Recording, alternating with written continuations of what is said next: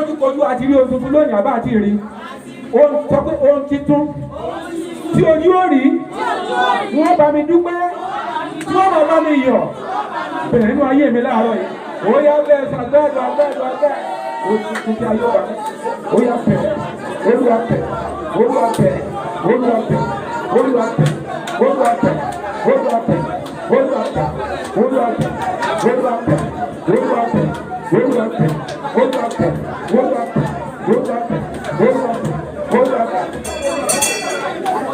So shall it be as we pray in Jesus' mighty name. Ẹ jẹ́ ká jókòó. Olúwa gba ọpẹ́ wa. Olúwa gba ẹ̀yìn wa. Ó ti sọ pé ọdún yìí máa jẹ́ ọdún ìyanu. Olúwa nígbà tá a bá sùn, ó ṣe ìyanu. Nígbà tá a bá rìn àjò, a ó ṣe ìyanu. Ohunkóhun tá a bá dáwọ́lé, Olúwa ṣe ìyanu. Olúwa mú ọ̀rọ̀ rẹ ṣẹ. Àwọn àníwá bẹ̀ Olúwa bá wa sọ̀rọ̀. Ògo orúkọ ọmọ rẹ̀. Ohun tó ti bẹ̀ tá a ti rí láàárẹ̀ lórúkọ yóò Olúwa ni ó kárí wa. Olúwa ló kárí wa, Olúwa ló kárí wa. Ẹ̀yin áńgẹ́lì ọ̀run ẹ sọ̀kalẹ̀, ẹ sọ̀kalẹ̀. Áńgẹ́lì rí àti àánú ó yẹ sọ̀kalẹ̀. Kọ́kọ́rọ́ mọ́tò ó yẹ máa pín. Kọ́kọ́rọ́ alẹ́ tuntun ẹ máa pín. Kọ́kọ́rọ́ bíṣẹ̀ tuntun ẹ máa pín. Kọ́kọ́rọ́ àṣeyọrí ẹ máa pín. Lórúkọ ní ẹ máa gbà, ẹ máa gbà, ẹ máa gbà, ẹ máa gbà, ẹ máa gbà. Sọ pé mo gbà, sọ pé ní orúkọ Jésù mo gbà. Mo gba kọ́kọ́rọ́ rere, mo gba kọ́kọ́rọ́ tuntun, gba kọ́kọ́rọ́ ó yá gbà. Mo gba kọ́kọ́rọ́ tuntun, kọ́kọ́rọ́ rere, kọ́kọ́rọ́ ìyanu, bẹ̀rẹ̀ sí gbà, sọtẹ́lẹ̀, sọtẹ́lẹ̀. Sọ pé mo gba kọ́kọ́rọ́ ìyanu, bẹ̀rẹ̀ sí gba kọ́kọ́rọ́ ìyanu, mo gba kọ́kọ́rọ́ ìyanu, mo gba kọ́kọ́rọ́ ìyanu, mo gba kọ́kọ́rọ́ ìyanu.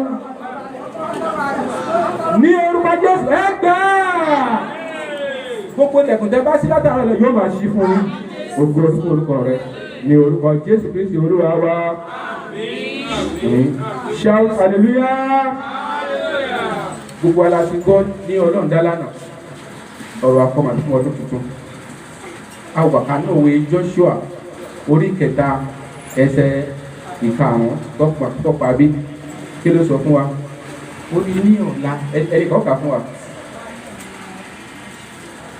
Joshua orí kẹta ẹsẹ̀ karùn-ún. Ẹ ti rí ẹ kà á. Joshua sì wí fún àwọn ènìyàn pé ẹ yára sí mímọ́ ní ọ̀la Olúwa yóò ṣe ìyanu ńlá láàrin yín. Amen. Ní ọ̀la Olúwa yóò ṣe ìyanu ayé mi. Ẹ má dọ̀ ẹlòmíràn lọ́la tí wọ́n sọ yẹn nígbà ayé Joshua ni. Lónìí ó ti bẹ̀rẹ̀ ṣùgbọ́n lọ́la tẹ́ bá di bísíǹsì ẹ rọwọ́ Ọlọ́run. Ẹ rí ọwọ́ Ọlọ́run. Ẹnìkan kan wá sọ pé lónìí kí ilé òní tó sùn wá gba ìgbé ayọ̀. Ìpè tí ó múnú yín nù ẹ gbà lórúkọ Jésù. Yóò ṣàlébi in Jesus mighty name. Praise the Lord. Kókó ń tàbí bá a sọ̀rọ̀ láàárẹ̀ náà ni pé ríru ara wa ní agbára iṣẹ́ àmì àti iṣẹ́ ìyanu. Ríru ara rẹ ní agbára iṣẹ́ àmì àti iṣẹ́ ìyanu. Empowering yourself for signs and wonders.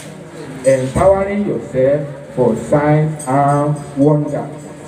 Iná la rí níbi tí a ti kà fún wa. Ọlọ́run ní ìpinnu fún wa gẹ́gẹ́ bí ènìyàn ẹ̀ lórí ilẹ̀ ayé. Ní ibi tí a kà fún wa láàárọ̀ yìí, àwọn ọmọ Ísírẹ́lì ní Olúwa pinnu láti mú la aginjù òkun já. Bó jẹ́ ẹ̀ pé kò rọrùn, ṣùgbọ́n Olúwa mú wọn làjá bí ó mú wọn làjá. Olúwa tó mú wọn làjá náà, bí ọdún ti burú náà bó ṣe burú tó, ó mú wọn làjá bí ó mú wọn làjá. Ẹ̀yin Olúwa lógo.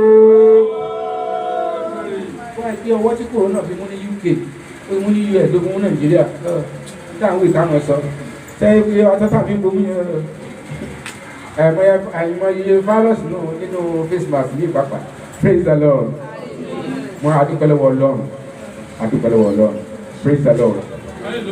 Bí wọ́n ti la omi òkun kọjá yìí wàhálà mi tí wọ́n dúpẹ́ Olúwa ṣe látọ́mọ tó tún ṣẹlẹ̀ fún wa pé ó láyé pé ìsọtẹ́lẹ̀ ẹ múra dáadáa o nítorí wọn àwájú ẹ̀ẹ́dùn kankan tí èyí jẹ́ kí adìẹ ọ̀tọ̀ o before you know it bí mo ṣe ṣe kú nìyẹn ọkàn wọn pa mí kí ni àdìmẹ́ ṣe kí ni àdìmẹ́ ṣe Olúwa kà kọ́ sí Joshua ó ní kó dìde ó ní torí pé òun yóò kó àwọn èdè ilẹ̀ Kénáánì ó rí ara ẹ̀ bí ọmọ kékeré ìyẹn ló wá mú kí Joshua wá bẹ̀rẹ̀ sí mú ara lójú ẹsẹ̀ ló bẹ̀rẹ̀ sí yan àwọn tí ológun ó bẹ̀rẹ̀ yan àwọn àgbààgbà ó ṣe lé ó yan ẹ̀ẹ́dì àwọn tó máa hẹ́ẹ̀dì lé àwọn tó máa hẹ́ẹ̀dì lé àwọn tó máa hẹ́ẹ̀dì lé àwọn tó máa hẹ́ẹ̀dì lé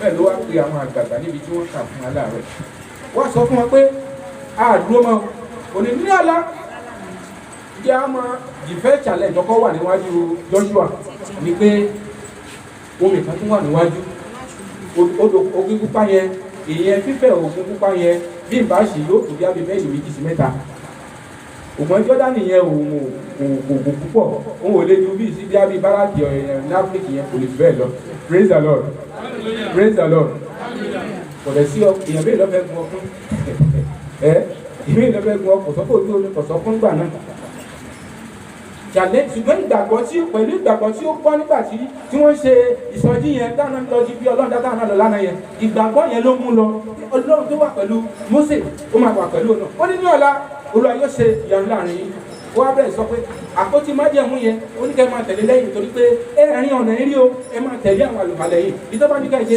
kẹ́ṣe wọ́n gbé ọgbọ́n ara sẹ́gbẹ̀ tíbì kan wọ́n gbé ohun Olúwa síwájú bẹ́ẹ̀ ló sọ fún pé ní ọ̀la ó ní ẹyọ ẹ sí mọ́ Olúwa yóò ṣe ìyanu ní gbogbo àná la gbọ́ nígbà tí wọ́n ka ọ̀rọ̀ bẹ́ẹ̀ àwọn òjìyàn wọ́n tẹ̀lé ìdarí tọ́nu Olúwa níkẹyìn kọ́ bó èdè ti di Jọ́dánì báyìí ṣẹlẹ̀ bí àwọn àlùfáà wọ́n ti gbé àpótí májẹ̀mú yẹn tó gbé ẹsẹ̀ bọ́ ní báyìí bẹ́ẹ̀ lómi pín yà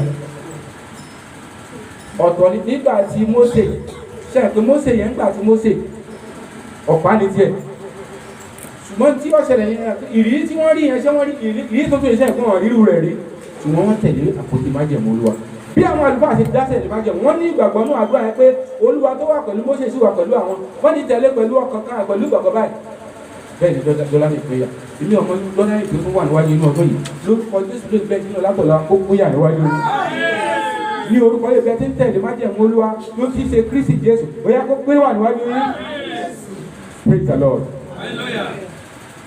agbára Olúwa ti bá a sọ̀rọ̀ ní ọdún yìí ọ̀rẹ́ ẹ̀ sì pé sí méjì a ti ní àjẹ́ndà Buhari náà ti ka àjẹ́ndà bí òṣìṣẹ́ ti ṣe Buhari jẹ kò tiẹ̀ jẹ́ wọ́n ti bẹ́ẹ̀ bàbá tí wọ́n ti ka bọ́jẹ́tì yorùbá nìkan tiẹ̀ gbọ́ wọ́n gbàgbé rọ́rọ́ náà pẹ̀lú ojú olówó lọ́dún ṣùgbọ́n lánàá àwọn àti gbọ́ bọ́jẹ́tì bàbá àgbọ̀ ẹ̀kí bọ́jẹ́tì méjì la gbọ́ lánàá méjì kọ́ la gbọ́ ṣe rí méjì yẹn ni torí pé ìjọ ayé yìí jẹ́ ti agbára òkú ti Sátánì orí ọ̀pọ̀lọpọ̀ tó ń tajà ní ìsìn wọn fi kàn án rú àwọn tó ń wà àwọn ìyá lọ́jà lálẹ́ bí léèrè ẹ̀yin náà wà mí tẹ́ wà ẹlòmíì bí tẹ́mi wò mí lẹ́gbẹ́ ẹlòmíì ti jókòó ó ti ọmọ ẹ̀ òkú ọjọ́ ayé ó ti fi dájọ́ ó ti fi tajà àwọn mẹ́rin kan rìn káàkiri ó ti lògbó wọn ó ti fi kòlògbó ìyá máa mú mọ́tò kẹ̀kẹ̀kẹ̀kẹ̀kẹ̀kẹ̀ ẹ̀ kàrí bí àwọn mẹ́rin kan rìn bí orí tẹ́ǹsì sáyìn ẹlòmíì ògbó ìran ẹnìkan sọ̀tẹ́lẹ̀ kan yọ jẹ́lẹ̀ ìjọ kan pé ẹnìkan ní fámìlì wọn ó ti lo ògbó àwọn ọmọ ṣùgbọ́n ó ní owó dà ń pè ní owó ó ní owó dà ń pè ní owó kí wọ́n á ní.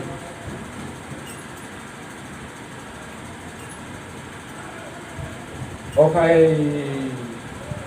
ẹnìkan wà sọ́mọ ẹnìkan tí wọ́n sọ yìí nígbà tí ẹnìkan ní owó tó ní owó nígbà tó máa kú báyìí àbíkẹ́ ẹ̀ ló kún lọ́bẹ̀ẹ́.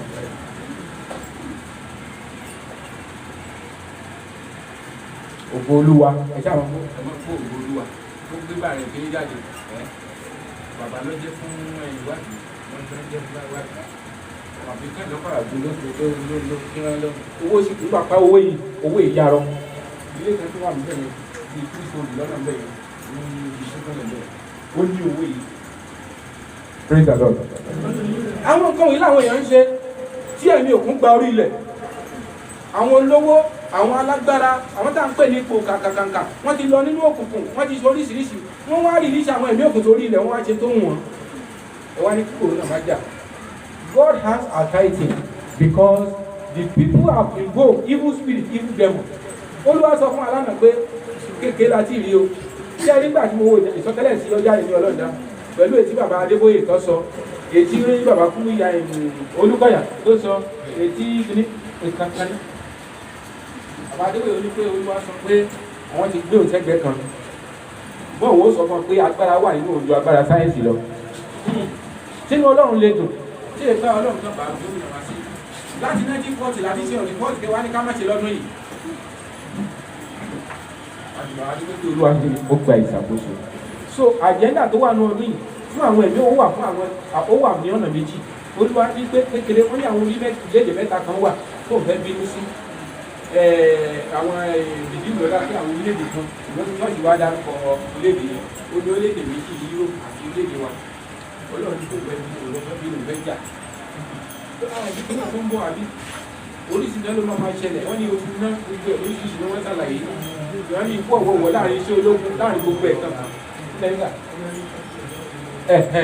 so ṣùgbọ́n àwọn yẹn àgbọ̀nyẹrin ìlú ṣùgbọ́n àwọn yẹn ni àjẹ̀dá wà ní fún àwọn ìlú àtàwọn àwọn tí ò bá gbọ́n sí ìlú àjẹ́ ìlú fún àwa olùwàpè ní ọdún ìyanu ọdún kíni ọdún ìyanu ẹ̀ náà ò tí ì bá ṣe ìyanu kó lẹ́sẹ̀ sọ̀fà kòrò yìí sẹ́ni kò lọ sínú ọjà ẹni wọ́n yàn kí wọ́n rán ọ̀gá lọ sọ́jà àwọn ọkọ̀ wọn náà wọ́n tó bẹ̀ praise the Lord ajẹun àbá àjẹun sàbẹ́ tọrọ jẹ bí abẹ́ tọrọ àwọn bí ẹ̀yin olúwa lógo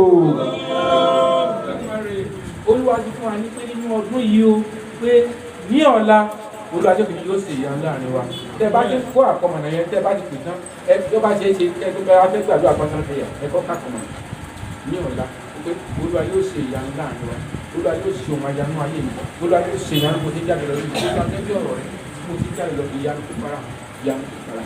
wọ́n láàárẹ̀ afẹ́ wo ríró ara wa ní agbára iṣẹ́ àmì àti iṣẹ́ ìyanu olúwa bá ní pé ìyanu máa ṣẹlẹ̀ kò ní dédé ṣẹlẹ̀ ó ní ṣe pẹ̀lú ìhà tí a bá kọ sí. kí ló dé tí olúwa fi sọ tó sọ yìí ẹ bá mi ka ìwé Deuteronomy chapter 29 verse 29 Deuteronomy chapter 29 verse 29 ọ̀nà wo ni olúwa yóò gbà láti ṣe ìyanu Deuteronomy 29:29 àwọn ìdùnnú ní kílódé.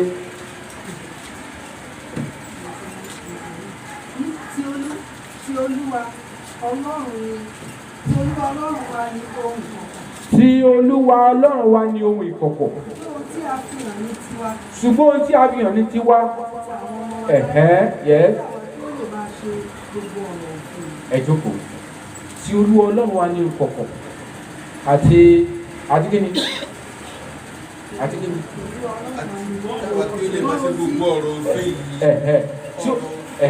Tí olúwa ọlọ́run wa ní ìkọ̀kọ̀ ètò ìfihàn ní ti àwọn ọmọ ènìyàn àmọ́ díẹ̀ ọmọ tó fẹ́ ṣe ọlọ́run fẹ́ kí ayé mọ̀ pé ọ̀dọ́ nìkan ní ìrètí wà. bàbá Adébóyè sọ dókítà náà Adébóyè dókítà tó kàwé ní dókítà ìjọba ìjọba wọ́n ní kí olúwa fẹ́ pé ọlọ́run máa fi agbára hàn pé láàrin sáyẹ́ǹsì àti agbára wọn. kòrónà kan sọ pé ó wà tó àwọn tí wọn bá ní ká máa fi kiri bomú ìmọ̀ kòrónà sì kò kúrò náà fi ìjà fún wọn. Praise the Lord. Olúwa yóò ràn wá lọ́wọ́ ní àwọn ọ̀nà kúkúrú. Ọ̀nà wo ni olúwa yóò gbà láti ṣe ìyanu nínú ọdún yìí? Number 1, gbígbé ní ibi ìkọ̀kọ̀ ọ̀gá ògo. Nígbà tí a bá ń gbé ní ibi ìkọ̀kọ̀ ọ̀gá ògo, ẹ jẹ́ ká ka Psalm 91 verse 1. Ẹnìkan kan sí Leviticus chapter 26. Ẹnìkan sí Leviticus chapter 26. Ẹnìkan bá ní ká. Ẹni tí ó jókòó ní ibi ìkọ̀kọ̀ ọ̀gá ògo ni ó máa gbé abẹ́ òjìji Olódùmarè. Praise the Lord. Praise the Lord. Ẹ jọ̀ọ́ mo fẹ́ béèrè kan ẹ̀yin bàbá àti màmá. Tí òòrùn bá ń pààyàn, tóòrùn bá kú gangan, ẹnìkan wá jókòó sí abẹ́ igi kan tó tóbi tó ṣe ràbàlà tó léwé tútù lórí. Ẹnìkan wá mú ọ̀bẹ́là kékeré kó fi borí. Ẹ sọ fún mi, ta ló wà sí kí ọ̀ nínú àbí yìí ìjà? Lábẹ́ igi ìyẹn èdè. Nígbà tí wàhálà bá wà ní ìlú, ó yẹ gbogbo. Ẹnìkan wá lọ jókòó sínú yàrá inú pátápátá. Ẹnìkan jókòó ní ẹ̀dẹ̀ òde. Ta ni ó wà ní ibi ìkọ̀kọ̀ jù? Ó wà ní yàrá ní pátápátá. Ẹni tó jókòó ní ibi ìkọ̀kọ̀ ọ̀gá ògo abẹ́ òjìji Olódùmarè. Praise the Lord. Ṣé ẹ̀ nígbà tá a jókòó lábẹ́ igi ìlànà abẹ́ òjìji igi òjì rẹ̀ ló bò wá torí tá a jókòó ní abẹ́ rẹ̀. Ló fi sọ pé ti Olú Ọlọ́run ní ohun ìkọ̀kọ̀. Ṣùgbọ́n ohun tí a ṣùgbọ́n èyí tá a mìíràn ní tiwa ṣùgbọ́n ká pa òkú rẹ̀ mọ́. So number one, ọ̀nà tí Olúwa yóò gbà ṣe ìyanu tí à ń sọ̀rọ̀ rẹ̀ ni pé tí a lè gbà ro wọn ní agbára iṣẹ́ àmì àti iṣẹ́ ìyanu tó bá fẹ́ kí agbára iṣẹ́ àmì iṣẹ́ ìyanu fún wọn sínú ayé ẹ̀ lójoojúmọ́. Olúwa ní inú ilé, Olúwa nígbà tó lọ sí ìrìnàjò, Olúwa nígbà tí ó sùn àbí bẹ́ẹ̀ kọ́ Olúwa ṣe ìyanu torí pé ìyanu ni ọ́ sọ pé ìyanu ni mí. Bàbá mi jẹ́ ìfọ́nkà fún agbólówà náà. Isaiah chapter 1 verse 6 tó ní me and my children we are for Christ and wonder. Ẹ bá ní kábẹ̀ yẹn Isaiah 8:18 Isaiah 8:18 ẹ̀yin ọ̀dọ́ tẹ̀ wá bí ẹ̀ lè ka Bible sábàlá kẹ́lẹ́ àṣẹ Bible always read your Bible whenever you are done. Kíyèsí. Yes sir. Èmi àti àwọn ọmọ tí Olúwa fi fún mi. Ẹ sọ bẹ́ẹ̀ ilé ẹ̀ sọ bẹ́ẹ̀ yá o kíyèsí. Èmi àti àwọn tí Olúwa fi fún mi. A wà fún ìyanu. A wà fún ìyanu ẹ sọ bẹ́ẹ̀. Ìyanu ní Ísírẹ́lì. Ní Ísírẹ́lì. Ẹ wá sọ pé kíyèsí èmi àti ọmọ tí Olúwa fi fún mi. A wà fún ìyanu ní ọdún 2021. Kíyèsí èmi àti ọmọ tí Olúwa fi fún mi. A wà fún ìyanu ní ọdún 2021. Ẹ̀ẹ́dún sọ lẹ́ẹ̀kan sí kíyèsí èmi àti ọmọ àti ẹbí tí Olúwa fi fún mi. A wà fún ìyanu ní ọdún 2020. Adótẹ́lẹ̀ kẹtẹ mọ́jà sáwọn láìsí bàbá àlè mọ́mọ́ láìsí ìyá àlè mọ́mọ́. Kíyèsí èmi àti aya àti ọmọ tí Olúwa fi fún mi. A wà fún ìyanu ní ọdún 2021 jákèjádò àgbáyé. Ẹ jẹ́ ká dìde ká sọ bẹ́ẹ̀ o. Kíyèsí èmi àti aya àti àwọn ọmọ tí Olúwa fi fún wa. A wà fún ìyanu ní ọdún 2021 káàkiri àgbáyé. Praise the Lord. Ọ̀yá Leviticus 26:3-4. Leviticus 26:3-4. Nobody.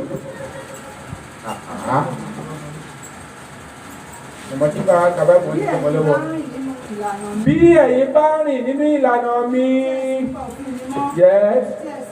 Nígbà náà lè yóò fún yín ní òjò ní àkókò rẹ̀. Ilẹ̀ yóò sì máa mú ìbísí rẹ̀ wá. Igi oko yóò sì máa so èso wọn. Ìpakà yín yóò sì dé ìgbà ìkórè. Ìgbà ìkórè àgbà yóò sì dé ìgbà ìfúrúgbìn. Ẹ yóò sì máa jẹ oúnjẹ yín ní àjẹyó. Ẹ yóò sì máa gbé ilẹ̀ yín ní àjẹyó. Praise the Lord. Ẹ lọ kà yókù lé. Ṣé ẹni bọ́ sí nígbà tá a bá ń gbé ní ìkọ̀kọ̀gá ògo? Ẹ tó ń gbé ní ìkọ̀kọ̀gá ògo yóò lè ti rìn níbi ìlànà rẹ̀. Àbí bẹ́ẹ̀ kọ́ ni? Ṣé kó nígbà tí ẹ bá nínú ìlànà mi? Kò sí ṣe ẹ wo ẹ má jẹ́ ká lọ ọmọ rẹ ọdún yìí. Olúwa ní sáyẹ́nsì máa fèèlì. Nígbà tí kò ló tẹ̀ láti à. All glory to God. Àwa tí ilé wa súnmọ́ tòsí nígbà tí a kì í jọ́sìn. Bàtà ṣe rí pé àwọn kò lè mọ wá síbi à ń ṣe online service. Adẹ̀dúpẹ́ lọ́wọ́ Ọlọ́run. So nígbà tí ẹ wo kẹ́ ẹ mọ̀ pé àwọn tó ń ṣèjọba lórí wa sáyẹ́ǹsì ni wọ́n ń lò.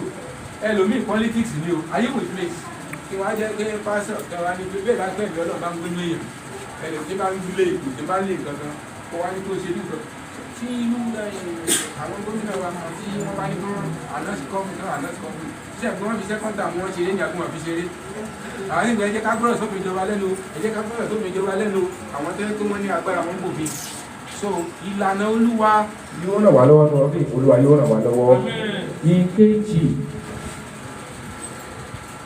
nínú àwọn ìlànà Olúwa títọ́ àpótí Olúwa lẹ́yìn títọ́ àpótí májẹ̀mú Olúwa lẹ́yìn níbi tí wọ́n bá ní kàyẹ́ bá ní ka ẹsẹ̀ kejì Joshua chapter 3 Joshua 3:2 a máa ṣe lérè kí a mọ̀ bá Joshua 3:2. Ó sì ṣe. Yes sir. Lẹ́yìn ijọ́ kẹta, lẹ́yìn ijọ́ mẹ́ta. Yes sir. Joshua 3:2. Ní àwọn olórí la àárín ibùdó já. Yes. Wọ́n sì pàṣẹ fún àwọn ènìyàn wípé. Yes. Nígbà tí ẹ̀yin bá rí àpótí májẹ̀mú Olúwa Ọlọ́run yín. Nígbà tí ẹ̀yin bá rí àpótí májẹ̀mú Olúwa Ọlọ́run yín. tí ẹ bá sì rí àwọn àlùfáà àwọn ọmọ Léfì rù ú nígbà náà ni ẹ̀yin ó sì kúrò ní ipò yín ẹ̀yin ó sì máa tọ̀ ọ́ lẹ́yìn. Praise the Lord. Praise the Lord. Ẹ jọ ọmọ Ọlọ́run bẹ̀ wá wọ́n rántí o pé ní ẹjọ́ gbàgbà èmi àti ọmọ tí Olúwa fi fún mi àti ajé Olúwa fún àwà fún ìyanu ní iṣẹ́ àmì ẹ̀ṣẹ̀ ìyanu 2021 Olúwa sì ní òun ṣe ìyanu a sọ̀rọ̀ lórí rírú ara fún agbára iṣẹ́ àmì àti iṣẹ́ ìyanu àwa náà fẹ́ rú agbára fún iṣẹ́ àmì ẹ̀ṣẹ̀ ìyanu Olúwa nígbà tó máa ń sùn èmi ó ṣe ìyanu nígbà tó bá jí èmi ó ṣe ìyanu pé déédéé kálẹ̀ lọ́fẹ̀ẹ́ ó ní nǹkan tá à ní oṣù àmọ́ tẹ̀lé ìfọ̀kàndá òkú tó ti yé wa ibi tó máa ń àmọ́ tẹ̀lé májẹ̀mú àti àpótí májẹ̀mú Olúwa lẹ́yìn kí la pè ní àpótí májẹ̀mú ni àwọn òfin Olúwa fún àpẹẹrẹ níbi Apostolic Church ní àdúrà àràárọ̀ ni wọ́n ti yan ibi táwọn kà lójoojúmọ́ fún wa èlé àsìpé ìdénú ìjọ ní ọdún tó kọjá kéókè o fún àǹfààní àwa tá a lè wá nínú ilé wa the first thing 30 minutes ẹjá jọ 30 minutes péré ká ọ̀rọ̀ Ọlọ́run ìlàrọ̀ ká lè rí báyìí sólò ìtọ́jà ní ká máa mú rìpọ́ọ̀tì wa wá nígbà tó dé alókan àstọ́pù a tún máa bẹ̀rẹ̀ ní ọdún títọ́ àpẹtí májẹ̀mú Olúwa lẹ́yìn ìkíní tó bá ń ka gbé ní ìpẹ̀lú àti ẹbí ẹ̀ lójoojúmọ́ àjọ kà ní òkè tó wà ní káàdàkà ẹ̀ẹ́jọ kà ẹ̀mí Olúwa ọmọdé amọ̀ra bàbà bẹ́ẹ̀ tí wọ́n àbá torí gbọ́nà wa ló bẹ̀rẹ̀ sí fi ìyanu sínú ilé wa tó ti yé wa ló ṣe kí ni èèpo ànígbà tó bá wù ààyè tó bá láyé o bẹ́ẹ̀ tí ń ka yẹn ló ṣe kí ni ló bẹ̀rẹ̀ sí Olúwa gẹ́gẹ́ bí májẹ̀mú rẹ àti òfin ìgbékalẹ̀ rẹ Olúwa nù ẹbí yìí afẹ́lẹ́ náà rẹ láàrú àwọn àbá wa lọ ó gbọ́n rẹ sọ̀kalẹ̀ ẹ fi ìyanu yí wa ká lórúkọ Jésù ìṣòro wa àmín ọyá alágbáyà wọ̀kẹ́lẹ́ ọyá kó ló ṣe yọrí ẹ sì ṣàlàyé ìjẹ́ ẹ̀fí ṣeré yẹn ìyanu ti jábọ́ sáà ó gbọ́ràn Olúwa yóò ràn wá lọ́wọ́ ẹ tó bá mi ka John 15:7 àwa lórí kó yes John 15:7. Bí ẹ̀yin bá ń gbé inú mi tí ọ̀rọ̀ mi bá sì gbé inú yín ẹ ó béèrè ohunkóhun tí ẹ bá fẹ́ a ó sì ṣe fún yín. Ẹ dìgbọ́n sí so àpótí májẹ̀mú Olúwa ni Jésù ni àpótí májẹ̀mú tẹ bá tún wo ibi tí wọ́n bá Joshua yẹn chapter 1 yẹn ká ẹ̀kọ́ lẹ̀kọ́ ló kà lé ẹnu kẹrin orí ẹsẹ̀ kẹjọ Joshua chapter 1 verse 3 ìwé òfin yóò kò ní ẹnu rẹ Olúwa yóò gbàdúrà wa. Ìkẹta rírìn nípa ìdarí rẹ̀ nítorí pé a kò ní ìrìn àjò ọdún ìrí Joshua orí kẹta ẹsẹ̀ kẹrin rírìn nípa ìdarí rẹ̀ torí tí a kò ní ìrìn àjò ọdún ìrí Joshua orí kẹta ẹsẹ̀ kẹrin Joshua orí kẹta ẹsẹ̀ kẹrin bàbá nìkan ní kàwé. Ṣùgbọ́n àlàfo yóò wà ní agbede méjì tí ẹ̀yìn tirẹ̀ tí tó bí ìwọ̀n ẹgbàá ìgbọ̀nwọ́ ẹ má ṣe súnmọ́ kí ẹ̀yin kí ó lè mọ ọ̀nà tí ẹ̀yin ó gbà nítorí tí ẹ̀yin kò gba ọ̀nà yìí rí. Nítorí kíni? Nítorí kíni? Ìrìn àjò tó tẹ̀ láṣẹ bàbá ìjókòó sáàrin rí tó má ní pé báyìí Olúwa wí ẹ̀yin ènìyàn mi àwọn gbé ilé ìjọsìn tipa fún oṣù mẹ́ta ní Olúwa wí kí bàbá àjàyí kan ṣe kán ẹ̀sùn bá àwọn àwòrán ìṣẹ́mọ̀ ìgbó àkọ́jẹ́ tó bàbá wòlíì náà bàbá wòlíì náà sẹ́gbẹ̀ẹ́ fún wa sí mi wọ́n ti gbé bàbá wòlíì ọ̀la bí ìlọ ti gbé bàbá wòlíì ọ̀la fún wa sí mi bàbá national government ọ̀dúnwá tí bàbá yẹn bá sọ tẹ́lẹ̀ báyìí ó ní ìdíje kó máa ṣe báyìí.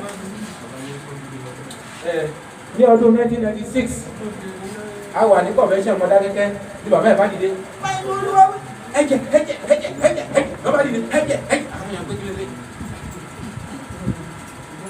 mú ọdún kan jẹ sí chọ́ọ̀chì náà sọ tẹ́lẹ̀ tí wọ́n gbogbo chọ́ọ̀chì yẹn àwọn tí àwọn Mọdákẹ́kẹ́ ká lọ dúró ní àlà tó ní wọn àlà Mọdákẹ́kẹ́ àti ilé Ifẹ̀ Mọdákẹ́kẹ́ Ifẹ̀ ilé àná ń pè látijọ́ chọ́ọ̀chì ńlá ni tí wọ́n ìbọn ibẹ̀ lọ́wọ́ di ibùdó ogun àwọn wòlíì wà o àwọn Mọdákẹ́kẹ́ náà ń kọ́ tẹ́ḿpù mi ní ọdún 1997 February mo wà níbẹ̀ wọ́n wá ní pé torí àwọn ní kọ́ tẹ́ḿpù wọn fẹ́ tó Agége chọ́ọ̀chì Agége wọ́n wá ní pé torí pé àwọn làwọn fẹ́ yẹ di bẹ́ẹ̀sì wọ́n wá lọ wọn chọ́ọ̀chì bàbá bíi aníbàdàn ṣé ẹrẹ́ ìbú òró elékan kọ́ńsì ni wọ́n á fi ṣe ìbú wọ́n á tún dógbò ẹ̀ bàbá ìbá tó dìde nígbà tá a tún lọ bẹ̀ ó ní báyìí ni Olúwa wí ó ní ẹ gbàdúrà ibi tí ẹ̀ ń wá lónìí kí n ti ẹ̀ tí ó ṣe ẹ̀tẹ́ ìfìdí rántí rẹ̀ mọ́ ó mọ̀ ìdíje rẹ̀ oṣù kejì ọdún 2000 oṣù kẹwàá lọ́sọ̀ tọ́lẹ̀ tàwọn fún yẹn oṣù kejì 1997 la lọ sí ibi ìpínlẹ̀ tẹ́kù ẹ̀ mọ́lẹ̀ tí àwọn ọ̀dọ́ àwọn àfẹ̀yàn tí ẹ̀ kọ́lé sórí ẹ̀ yóò ti wọ́n lọ́dẹ̀ náà níbẹ̀ rí yes nígbà tó di 2001 wọ́n ti lu alápàtà ń sìn wọ́n fún àná nàìjíríà báyìí olúwa ó ní ibi orísun agbára yín yẹn ó ní ibi orísun ibi agbára ni ẹ ó tún ibẹ̀ kọ́ ó bẹ̀ ti di gbógan ó ti yí kiri ẹ̀ gan bí akété láti ìlú bẹ̀ ní ibi tí wọ́n tó lè ó ní àwọn tẹ́ ẹ pè ní ọ̀tá ó lẹ́ ẹ̀jọ̀ kọ́ ni ẹ̀jọ̀ gbé bẹ̀ ẹ ó tún fẹ́ra yín ẹ tún jọ rẹ́rìn ẹ tún jọ ṣe àwọn Yorùbá rẹ́rìn ní ṣọ́ọ̀ṣì pé àáfẹ́ ìfẹ́ àáfẹ́ lè ìfẹ́ kó dé káfẹ́ lè ìfẹ́ wọ́n dé fẹ́ra wọn ní ìsinmi àwọn wòlíì Ọlọ́run wà nínú rẹ̀ praise the Lord wọ́n dá ẹ̀kọ́ àná bá sọ tẹ́lẹ̀ ẹ̀kọ́ àbá sọ tẹ́lẹ̀ bàbá àjà ìbá sọ tẹ́lẹ̀ nígbà bí alẹ́ mọ́mọ́ àkàtọ̀ àwọn channel wọ́n máa sọ tẹ́lẹ̀ pé yóò sì kó ní bí ó ṣe rí náà sí ẹ̀ka ló máa gbàgbọ́ Olúwa ní pé nítorí kí a ò rin ìrìn ọdún yìí rí ká tẹ̀lé àpótí Olúwa lẹ́yìn ká ṣe kí ni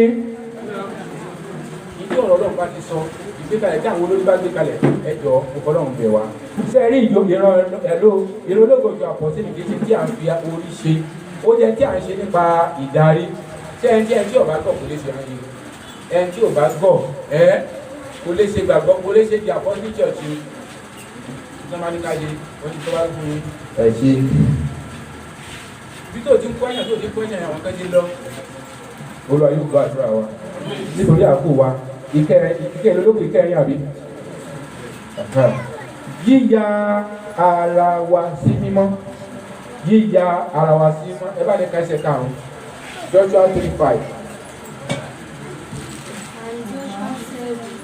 And Joshua said unto the people. Read that loud. And Joshua said unto the people, sanctify yourself. Sanctify yourself. For tomorrow the Lord will. For tomorrow the Lord will do great things among us. Ní Yorùbá.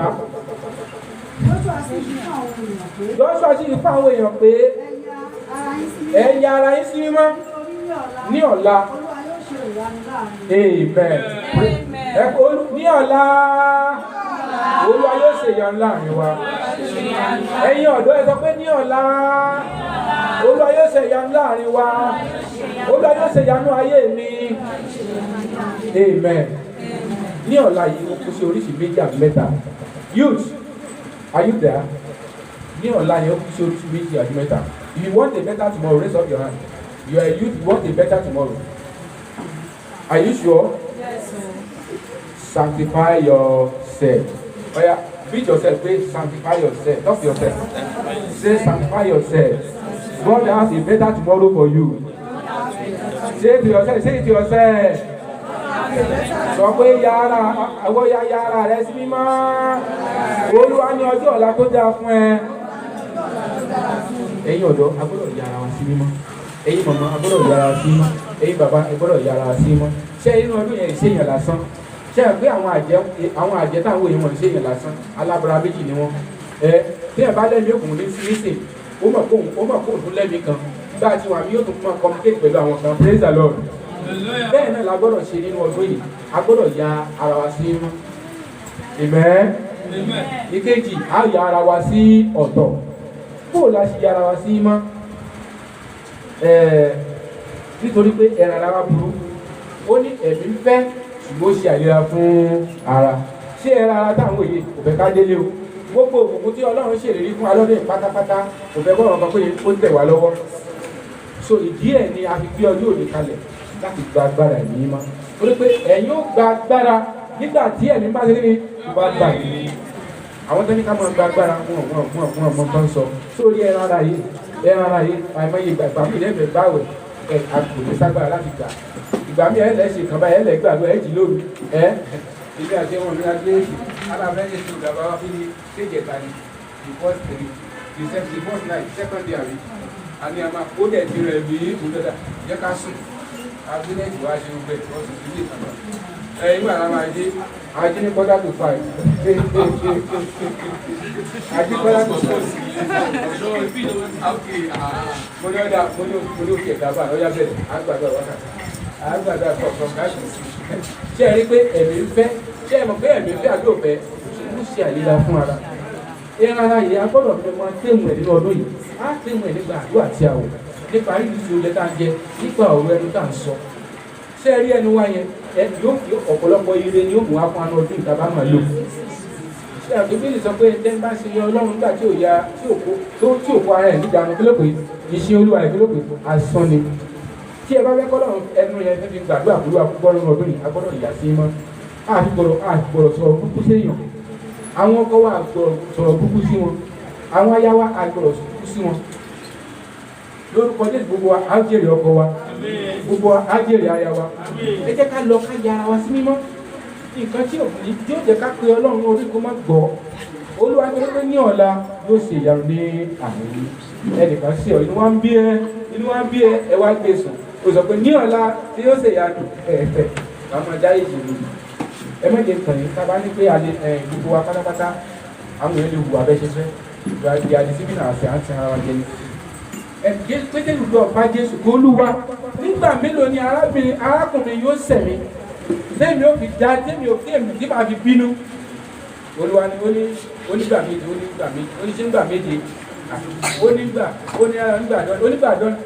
àádọ́rin méje 70,000 490 kọ́ni àádọ́rin méje 70,000 490 so possible ṣé èèyàn kan kó o ti sẹ̀yìn nígbà mẹ́wàá lójúmọ́ kí ló sọ fún wa yẹn ó là gbọ́dọ̀ bínú àgbọ́dọ̀ gbé sùn praise the Lord praise the Lord mo fẹ́ kẹ́ ẹ̀ mọ̀ pé nítorí yẹn àwọn kan fẹ́ máa take joy wọ́n fẹ́ máa take advantage yẹn àwọn kan fẹ́ máa lo torí yẹn láti máa sẹ̀ ẹ́ máa wọ̀rí tá a bá ti kún fún àdúrà láti yàrá wa sí mọ́ mọ́ gbígbé ayé nítorí pé Olúwa fẹ́ sí ìyanu ẹ̀ lọ́la kó ya ara wa sí mọ́ kó láti yàrá wa sí mọ́ nípa sísìn Olúwa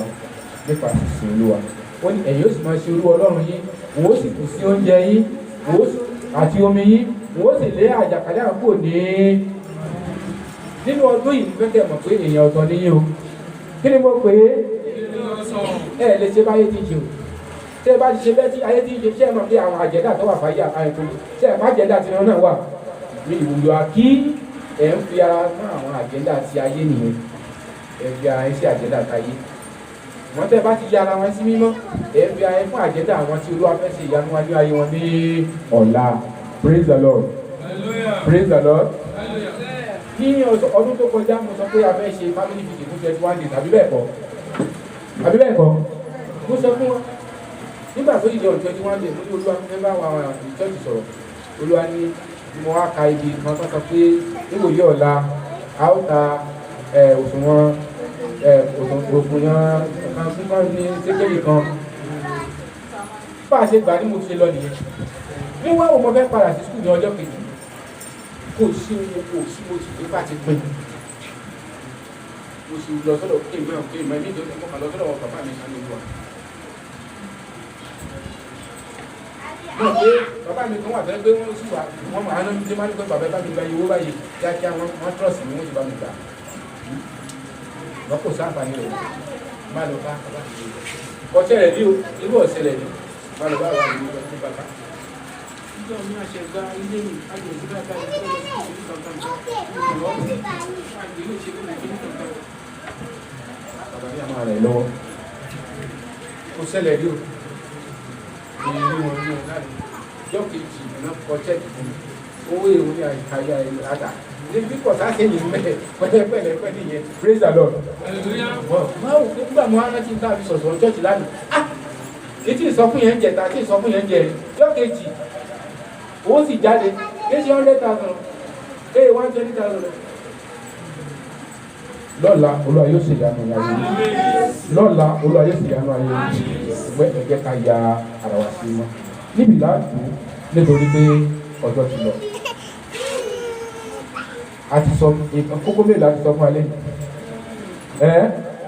a sọ nípa àpè this is a year of wonder àbí àwa sọ̀rọ̀ nípa rírú ara fún iṣẹ́ àmì agbára iṣẹ́ àmì àti iṣẹ́ ìyanu bóò la ṣe mọ rí iṣẹ́ àmì àti iṣẹ́ ìyanu nígbà tá a bá sùn nígbà tá a bá jí lórí àwọn ọmọ wa lórí iṣẹ́ wa lórí òwò wa ẹ̀yin ó ṣe ìjọba ibi tẹ́ ẹ̀rù pé ẹ̀ẹ́dẹ́gbẹ́ lọ́dún ẹ̀ ó dé bẹ́ẹ̀ lórúkọ Jésù ẹ̀yin ó ṣe ọwọ́ ibi tẹ́ ẹ̀rù pé ẹ̀ẹ́dẹ́gbẹ́ lọ́dún ẹ̀ ó dé bẹ́ẹ̀ lórúkọ Jésù súnmọ́ rírì nínú àṣẹ Olúwa ní ọ̀nà tí a lè gbà láti wá fún iṣẹ́ àmì iṣẹ́ ìyanu sórí bó bá ṣe tó ṣe yẹn òun fi àwọn áńgẹ́lì iṣẹ́ àmì àti iṣẹ́ ìyanu áńgẹ́lì ni wọ́n láti áńgẹ́lì tó ń pè é áńgẹ́lì tó ń pè é èmi ìyanu áńgẹ́lì. Number 1 wà á máa gbé ibi ìkọ̀kọ̀gá òdo. Number 2 a sọ pé rírìn títọ́ àpótí májẹ̀mú Olúwa lẹ́yìn tàbí lójoojúmọ́ àṣìṣe tó wà náà rẹ̀. Number 3 rírìn nípa ìdarí rẹ̀ torí pé a kò rí ìrìnàjò ọdún yìí ìtọ́kùlà bẹ́ẹ̀ ni yíya ara wa sí mímọ́ jẹ́ sísìn Olúwa ń kọ́ sísìn Olúwa ṣe rí ẹjẹ́ káka Nehemiah oríkẹ̀sẹ̀ ṣe kájú kánlẹ̀ Nehemiah oríkẹ̀sẹ̀ 32 bàbá oríkẹ̀sẹ̀ 32 ní tí àjọ kan káàjọ kan Nehemiah 32 ń sọ nípa dáradọ́ rẹ̀ àjọ rẹ̀ ẹ̀yìn ẹ̀bá mi ìdá àbáyé 932 àyè 1032 Nehemiah 932 Nehemiah 932 ẹgbẹ́ tí bàbá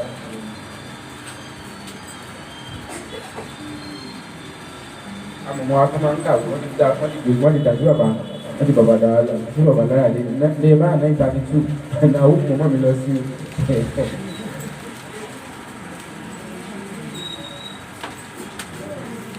Nehemiah oríkẹ̀ẹ́sẹ̀ ẹsẹ̀ 32 ẹ ti rí ẹgbẹ́ tó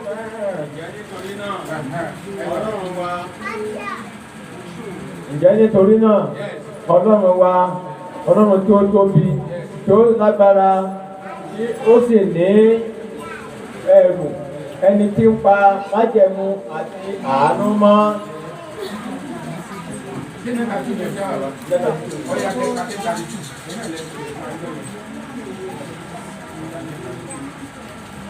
Àwa sì ṣe ìlànà fún ara wa pé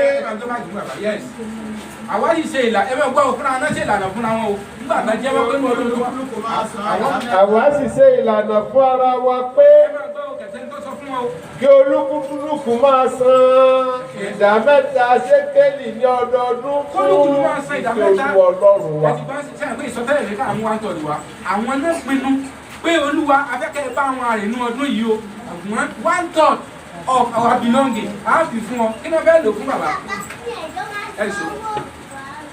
Nítorí àkàrà ìfihàn àti nítorí ẹbọ ohun jíjẹ ìgbà gbogbo ó di méjì àti nítorí ẹbọ sísun ìgbà gbogbo ó di mẹ́ta ti ọjọ́ ìsinmi ó di mẹ́rin ti oṣù tuntun ó di márùn ti àsè tí a yàn ó di mẹ́fà àti nítorí ohun mímọ́ ó di méje àti nítorí ẹbọ ẹ̀ṣẹ̀ láti ṣe ètùtù fún Ísírẹ́lì ó di mẹ́jọ àti fún gbogbo iṣẹ́ ilé Ọlọ́run wa. ó di mẹ́fà ó di mẹ́fà ẹ ti ní sùn God bless you.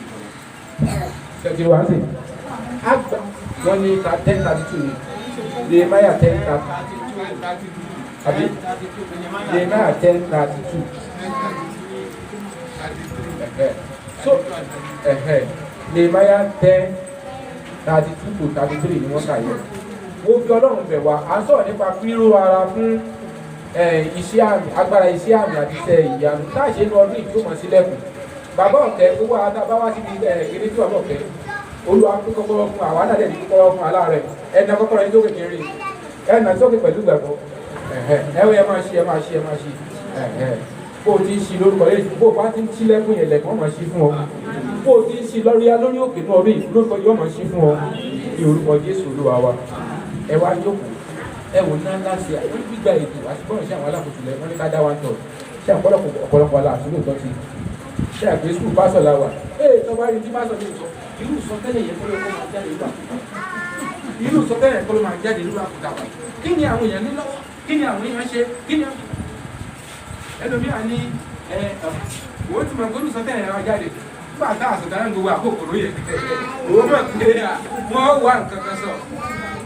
ṣùgbọ́n àwọn tó sì mọ̀ pé Olúwa ni wọ́n ṣàkóso Olúwa sì sọ fún àwọn ẹṣẹ́ nì pé ṣé wọ́n rí Olúwa ta ló rán sí wọn.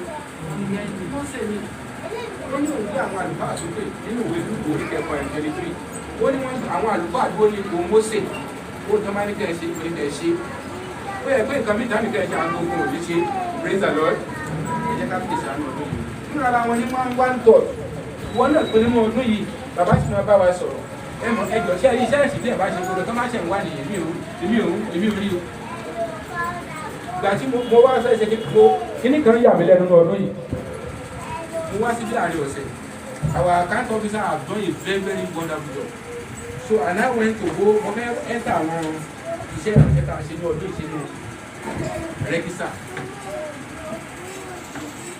ẹnìkan tá a fọkàn sí rárá ọmọ kékeré ọmọ ẹ̀kọ́ṣẹ́ tí mo rí ìdá mẹ́wàá tó san ẹ̀rù bà mí. kọ́kọ́rọ́ yẹn ìtàbí sí inú ọdún májẹ̀mú ni ọlọ́run májẹ̀mú ọlọ́run wa that's Nehemiah 9:32 ọlọ́run májẹ̀mú ni èmi ó mú pé èmi ó ṣe wá tó lẹ́kùn kéde kò máa ṣiṣẹ́ pẹ̀lú ìdíkù rẹ̀ ṣe rí nǹkan méjì ni a ṣiṣẹ́ ìjèrè ọkàn tó lọ́wọ́ bá ń ta bá lọ ṣiṣẹ́ ìjèrè ọkàn tá a bá mú yẹn wa a ní pẹ́ kán wá máa sin olúwa sísin olúwa yẹn kí ló bá jẹ́ ìyá lóòsà kí ló máa ń ṣe ní Israel kí ló máa ń ṣe ní Israel ṣé wọ́n máa ń ṣe ìrúbọ ni àwọn oníṣẹ́ máa ń mú nǹkan ìrúbọ wá ká máa rúbọ àwọn ìlú yóò gbé tó bẹ́ẹ̀ lọ sórí ta oríṣiríṣi ẹ jẹ́ kí òye ó yé wa dáadáa ìdá mẹ́wàá mẹ́jọ ká máa ṣe fọ́ọ̀sì wa ọ̀pọ̀lọpọ̀ wa ọrẹ là ń san ní lásìá ẹlòmíì yẹ kó san ìdá mẹ́wàá 10,000 naira ó mú 2,000 wa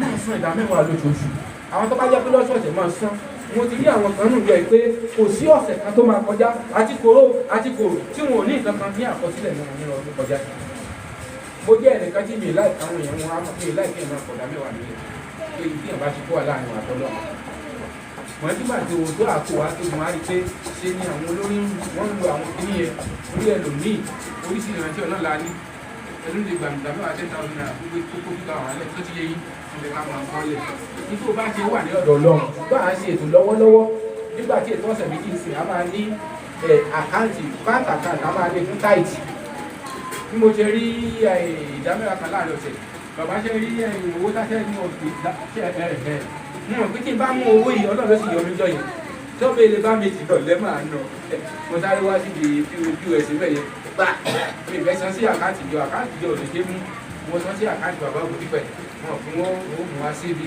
so nígbà tí èdè jọ́mẹ́jọ àjọmẹ́ẹ̀dógún mo ti ṣe àìsàn àkáǹtì á ní àkáǹtì á lè mọ san síbẹ̀. mo sọ̀dá mẹ́wàá rẹ ọ̀nà láti sí ìfún mi níbi tí bàbá sì kà fún wa mẹ́sàn-án ni bàbá kà fún wa ẹbọ ọ̀sọ̀ọ̀sẹ̀ ẹbọ oṣooṣù bàtà dé ẹbọ májẹ̀mú ọrẹ májẹ̀mú lẹ̀ lásìá mo gbọ́ pé àwọn kan kò ní jẹ́ ká stop it nínú ọdún yẹn jẹ́ ká mú lọ́tún ní oṣù kan kò sí pọ̀jù fún láti ká fún lẹ́nu àwọn ìgbẹ́ fún ọmọ ẹ̀ nígbà míì lórí sọ́ni 1,000 naira ní ẹ̀ẹ̀kan lóṣù kò sí ẹnìkan nu wa títí ká ara káàdì 500 lóṣù mọ́ rí nǹkan gẹ̀ bí o fẹ́ fún wọn ebi mọ́ bá dáwọ́ chọ́ọ̀chì bí chọ́ọ̀chì ló bá náà fi sílẹ̀kùn ìbùkún ẹ tó ṣoṣù tọ́sọ̀ọ̀sẹ̀ ìyẹn ọ̀nà kan ìyẹn ọkàn Ọlọ́run púpọ̀ kìí ṣe owó nìkan lè bíráàbù Ọlọ́run wọ́n pe ìpàdé òní wá wọ́n pe fíṣe òní wá wọ́n pe ìpàdé òní wá wọ́n ní pé májẹ̀mú agbémájà fún májẹ̀mú wá sínú ilé ẹ̀ níṣe ẹ jẹ́ kí olútùrù kọlọ̀ ọmọ olùtò wà á dẹ̀ máa mú ọrẹ wá lọ́sọ̀ọ̀sẹ̀ kó dẹ̀ ṣe àkóso májẹ̀mú kó máa tọ́jú ẹ̀ Olúwa yóò tọ́jú wa Olúwa bẹ́ẹ̀ nínú ìjọ inú ọdún yìí I don't want to bore you but I will love God for the it's like the Holy Spirit have taken control I don't want to spend more than I will come spend more than 20 minutes now so mo fi Ọlọ́run bẹ̀ wá gbogbo ẹ̀ làdúrà gbogbo ẹ̀kọ́ làdúrà ẹ jẹ́ ká gbé ìgbésẹ̀ tẹ́ ẹ bá fẹ́ ìyípadà ní ọdún yìí ẹ bá fẹ́ ìyípadà ní ayé inú iṣẹ́ ní ọdún yìí ìyípadà gbọ́dọ̀ wà ní ìjù àti ìṣe wa ẹ gbọ́ tí mo sọ you want a change of attitude there must be a change in your attitude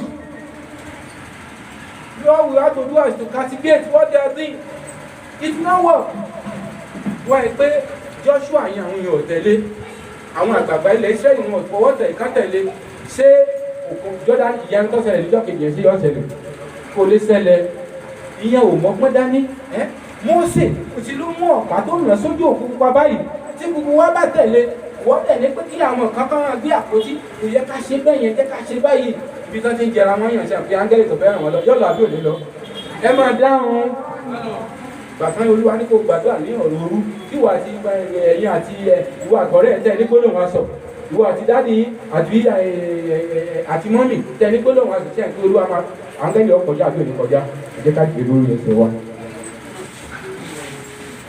A ti fún wa rírú ara wa ní agbára iṣẹ́ àmì àti iṣẹ́ ìyanu. Empowering yourself for signs and wonders. Sọ pé Olúwa, Olúwa, ẹ rárá ò lè ṣe é. Olúwa wọ̀ mí ní agbára ẹ gbàdúrà. Ní orúkọ Jésù. Olúwa, ẹ rárá ò lè ṣe é. Wọ̀ mí agbára, wọ̀ mí agbára, wọ̀ mí agbára, wọ̀ mí agbára, wọ̀ mí agbára, wọ̀ mí agbára, wọ̀ mí agbára, wọ̀ mí agbára, wọ̀ mí agbára, wọ̀ mí agbára. Olúwa wọ̀ mí agbára. Jésù wọ̀ mí agbára. Olúwa mí agbára. Olúwa mí agbára. Olúwa mí agbára. Olúwa mí agbára. Ní orúkọ Jésù Kristi, Olúwa wa, ẹ̀dá kọ́kọ́rọ́ yín sókè, Olúwa.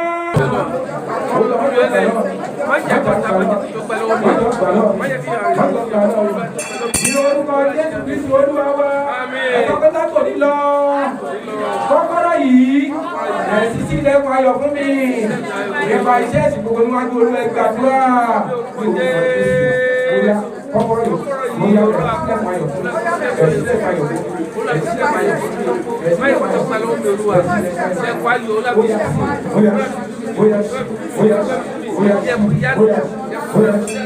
Ní orúkọ Jésù Kristi Olúwa wa, ẹni kọ́kọ́ tẹ́ mú lọ́yìn lọ́yìn bẹ̀rẹ̀ sílẹ̀ ìbùkún. Owó tó fẹ́ kọ́lọ̀ ní ṣílẹ̀ ọmọdé máa ṣí. Bóyá mo ṣílẹ̀kùn gbogbo ọ̀nà tó ti dé ọ̀nà ìgbà fún wọn. Lórúkọ Jésù, ọ̀nà ìgbà fún àyà mi. Ọ̀nà àdìsánwó lè gbé àwọn àmì Olúwa ṣe ní ìrọ̀rùn. Olúwa ṣe inú ọdún yìí. Èmi náà fẹ́ gun mọ́tò mi orí Olúwa. Olú èmi náà fẹ́ kọ́lé ayọ̀. Mo fẹ́ kọ́lé fún ọ. Lórúkọ Jésù, kọ́kọ́rọ́ ìgbòyàn. Ó yá ṣí fún mi. Ìgbòyàn, iṣẹ́ mi, iṣẹ́ ìyanu. Ó yá sínú iṣẹ́ ìránṣẹ́ mi. Sínú iṣẹ́ ìránṣẹ́ mi. Sínú iṣẹ́ ìránṣẹ́ mi.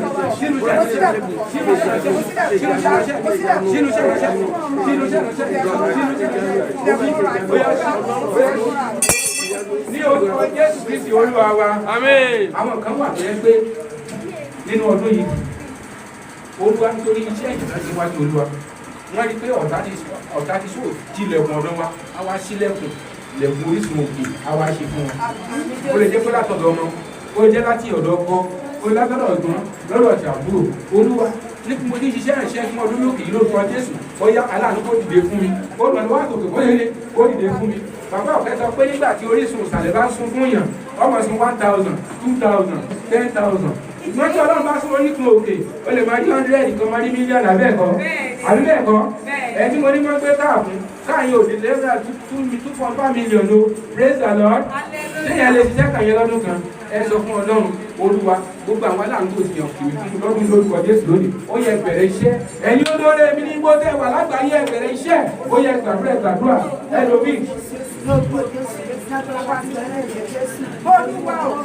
Ó yá ọlọ́ ẹ̀dá àtọ́ àyẹ̀mọ́ káàkiri. Èyí lọ́dún wọn máa fún ẹlòmíì ní sílọ́ọ̀tì ọdún yìí. Òṣìṣẹ́ ìjọba ní tó rò kó lé gbélé níṣẹ́ ìjọba wà á dé bẹ́ẹ̀. Ó yẹ gbàdúrà.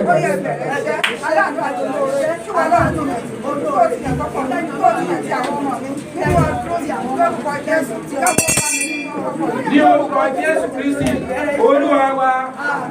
Ìbájú wá sí báràkì ìbájú fẹ́ fún àwọn báàlú. A máa tìmí aláàbò fún 50 naira. A máa honestly ìbájú ẹ̀lẹ́ fún tí agbára mi bá gbójú 100. Ibi tí wọ́n ṣe 100 naira. Sọ fún Ọlọ́run. Ìdá bá gbè láwùká o. Olúwa lórí òkè yìí. Mi ìfẹ́ rú ẹbọ afọ́jú náà mi ìfẹ́ rú ẹbọ bára mi ìfẹ́ gbọ́ méjì kòsíkòsí. Olúwa máa ṣí ọ̀nà fún mi. Ọ̀nà kó máa ṣí fún mi. Èyí tó bá nígbà míì kó bá ń gbọ́ àtúntí ọtí bàbá sì máa bá wa sọ. 1,000 ní tó máa fi ṣí ọrẹ níwájú Olúwa ní àwọn ọmọ ẹgbẹ́ wọn lé náà ó kéré tán bẹ́ẹ̀ kò sí ni wàá fi eléyìí tó wà sílẹ̀kùn etí ò sí yẹn ni sọ fún Olúwa ní ọdún yìí Olúwa ní ìfẹ́ rú ẹbọ bára lórí òkè yìí Olúwa bùkún fún mi Olúwa la ọ̀nà fún mi tí mo ti ń ṣe Olúwa sọ ilẹ̀ lẹ́tì lójú ó yẹ jẹ́ ká gbàdúrà. Ní orúkọ ní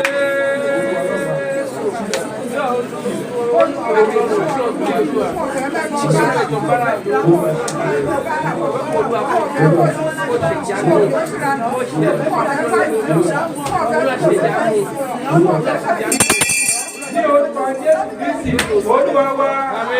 Ìsọ̀dá mẹ́wàá jẹ́ ọ̀nà ìbùkún àwọn táyì sán ó jáde mú kúlọ̀ kó dá ìjọba Olúwa ní Olúwa sọ fún àwọn kan pé ká lọ san ìdá mẹ́wàá wọn kí tó máa lọ san ìdá mẹ́wàá wọn máa ṣí fún wọn. Àwọn kan wà tẹ́pẹ́ mílíọ̀nù ìyàwó náà dájẹ́ wọ́n ní ká lọ rí alága wọ́n lọ sí alága kan sán síbẹ̀ tí bàbá wá sí ní gbàdúrà fún un. Ó lọ bá fún ọ náà lórí ọ̀fẹ́ ẹ wá rí wa kẹsàn-án náà mẹ́wàá tẹ́ jẹ́ wọ́n tó bá tó ní agbára láti san kò sọ fún olúwa kó dáríjì wọ́n pé kó tẹ̀síwájú mọ̀ nígbà gbọ́dọ̀ bá sọ pé kó sán tó wà kó tẹ̀dá mẹ́wàá ẹ wá rí wa á sì gbàdúrà fún yín ọ̀nà yóò là fún lórúkọ Jésù sọ fún olúwa jẹ́ kí lè bọ́ ọdún àwọn àjọ̀dún ẹni ọdún yìí sísè ìfẹ́ rẹ sísè rẹ̀ ọ́ lórí òkòyè ẹ̀jẹ̀ ká gbàdúrà.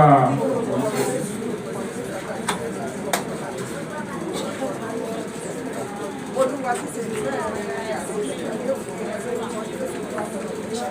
Olúwa rẹ̀ lọ́wọ́ alágbára bí wọ́n ní ọ̀nà láti sí láti ṣe ìfẹ́ rẹ̀ láti ṣe ìfẹ́ rẹ̀ láti ṣe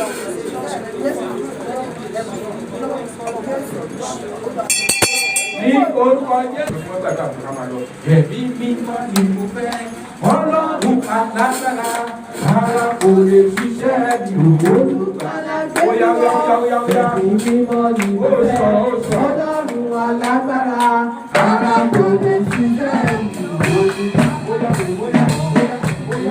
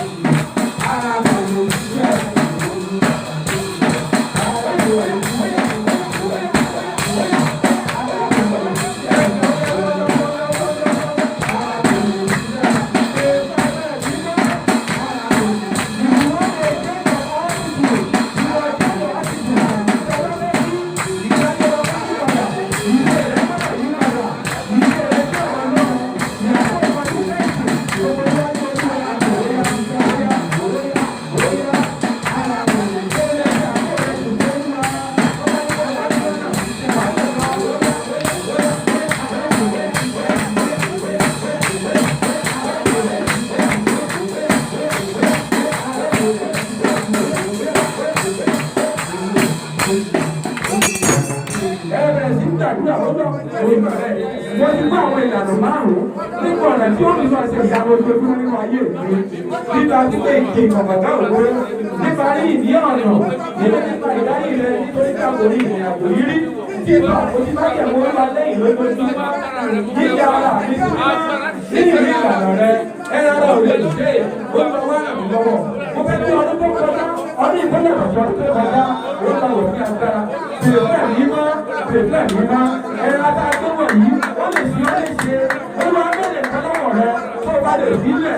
Ìyá ní wọ́n ṣẹ̀dá ayé ìfẹ́ náà. Gbàdúrà àpájúmọ́, gbàdúrà àpájúmọ́, gbàdúrà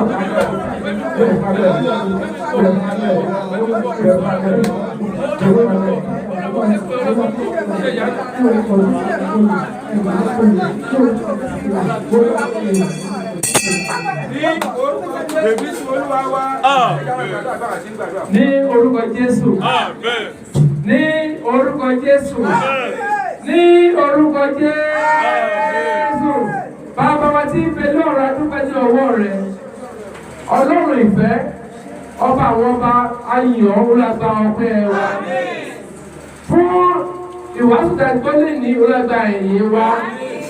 Ọlọ́run ọ̀sọ̀ fún wa, àwọn tó yẹ ká ṣe tá a fi lípò fún wa ní ọdún yìí. Ó ti la ọ̀nà sílẹ̀ fún wa.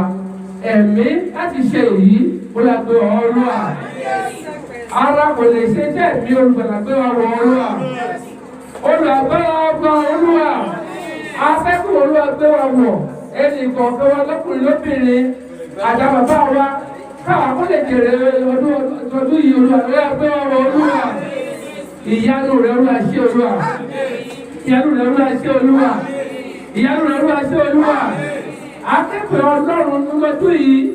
Afẹ́kẹ́ lè máa bẹ́ wọn rìn lóòótọ́ lọ́tọ̀kọ̀tọ̀kàn pẹ̀lú owó wa pẹ̀lú ìní wa láti ṣe ìfẹ́ rẹ̀ Olúwa yẹ́kálẹ̀ ìṣe Olúwa. Ògo ni fún ọ. Àwọn bàbá wa tó ti lò olúwa ọwọ́ tó wọlé lókè olúwa àfẹ́ ìṣòro ọjà ọ̀tún ibi tá lónìí abẹ́kọ̀ọ́ wá ṣe ìyanu láyé wọn lónìí ó lá ṣe ìyanu olúwa kó ìgbéra tó fara hàn àwọn máa yàn ó ṣe olóore wa láì kó tọ́pẹ́ wa olúwa ní orúkọ Jésù Kristi olúwa wa. Ẹ kí hallelujah. Mo kí bàbá tó wá síwájú, mo kí gbogbo wa gẹ́gẹ́ bí ọmọdé àti àgbà kú àbọ̀ sínú ọdún tuntun ní orúkọ Jésù. Ìyanu tí olúwa ti ṣèlérí, ìyanu kọ̀ọ̀kan fún ọjọ́ kọ̀ọ̀kan yóò máa tẹ̀ wá lọ́wọ́. Ohun tuntun ọ̀tun yóò máa ṣẹlẹ̀ nínú ayé wa. A kí gbogbo wa àwọn bàbá wa pátápátá àti ẹ̀yin mọ̀mọ́ wa ìfọwọ́sowọ́pọ̀ wa nínú ọdún yìí. Mo sọ tẹ́lẹ̀ nínú ọdún yìí ohun àrà tólúwa ti ṣèlérí yóò ṣẹlẹ̀ nínú ayé ẹnì kọ̀ọ̀kan wa. A ó sì fojú rí ní orúkọ Jésù Kristi olúwa wa. Ní orúkọ ẹbí mi, mo dúpẹ́ fún àwọn ìtọ́jú tí ẹ ń ṣe fún wa gẹ́gẹ́ bí ìjọ, gẹ́gẹ́ bí ẹnì kọ̀ọ̀kan, gẹ́gẹ́ bí ẹlẹ́gbẹ́jẹgbẹ́ àti àwọn àdúrà tẹ̀ ń gbà fún wa pàápàá nígbà tá a wà ní ìwé ògo ní forúkọ olúwa. Ní orúkọ Jésù àwọn yín ibi gíga olúwa yóò gbé wọn débẹ̀, olúwa yóò gbé wọn débẹ̀. Nínú ọdún yìí bí olúwa ti bẹ kí ẹ̀mí rẹ̀ ti ń bẹ, èmi ò ti bẹ̀ gbọ́ bí bàbá mi ògùn fẹ́ bá lè gbé mọ́tò tuntun wá sí bí yìí bàbá àgbàlagbà yẹn at 82 your own is on the way, your own is on the way, your own is on the way. Bàbá ti bẹ̀rẹ̀ òtútù torí pé mo rántí pé àwọn mẹ́ta la gbé mọ́tò nínú ẹ̀ta ní ṣọ́ọ̀ṣì nígbà tá a débi. Bàbá gbé jíìpù wá, bàbá wa tún dé títà wá, ìlú náà gbé hílọ́ọ̀sì kan wá. Bàbá ní mọ́tò, bàbá náà ní mọ́tò kan nígbà yẹn. Ṣùgbọ́n nínú ọdún yìí olúwa bá bẹ̀rẹ̀ látòrí bàbá wa ṣáájú wa ní ọdún yìí yóò kárí gbogbo wa. Lópin ọdún yìí á dẹ̀díkéètì ilé, ṣọ́ọ̀bù tuntun, owó tuntun, ọmọ ẹ yóò ra mọ́tò wá fún ẹ. Ẹ̀yin tẹ́ ẹni kọ́lé gbélé tọmọ yóò sì dára fún yín. Gbogbo ẹni tí ò sálàáfíà náà lé yín lórúkọ ẹgbẹ́ àlàáfíà ní orúkọ Jésù Kristi olúwa wa. Àwọn bí adúpẹ́ fún gbogbo aláfarahàn ní ọlọ́ọ̀dá lánàá. Mo àpẹ lágbó ọlọ́run gbà tí ìdí ọdún tí kò olúwa ti bẹ̀rẹ̀ ìyanu rẹ̀.